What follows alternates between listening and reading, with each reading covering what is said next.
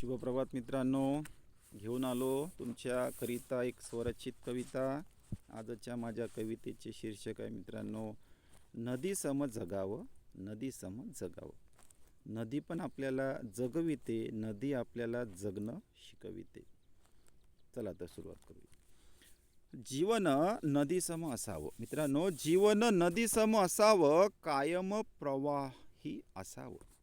जीवन नदीसम जगावं, कायम प्रवाही असावं।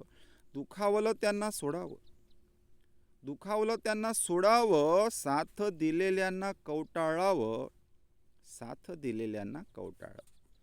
तरंगिणी वाहते खळाळून, तरंगिणी म्हणजे नदी, तरंगिणी वाहते खळाळून, जरी वाहते दऱ्या खोऱ्यांतून।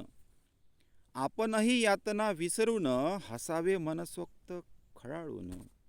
आपणही यातना विसरून, हसावे मनसोक्त खळाळून।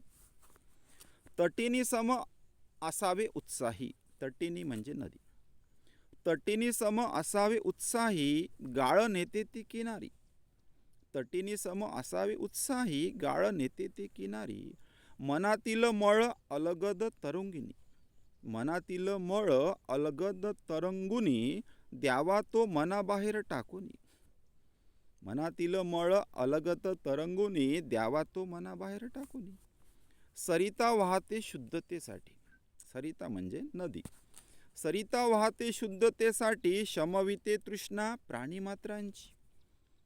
सरिता वाहते शुद्धतेसाठी, शमविते तृष्णा प्राणीमात्रांची। आपणही जगावे तिच्या सम, आपणही जगावे तिच्या सम, तिच्या सम म्हणजे नदी समान। आपणही जगावे तिच्या सम, स्वकीयांसोबतच इतरांसाठीही।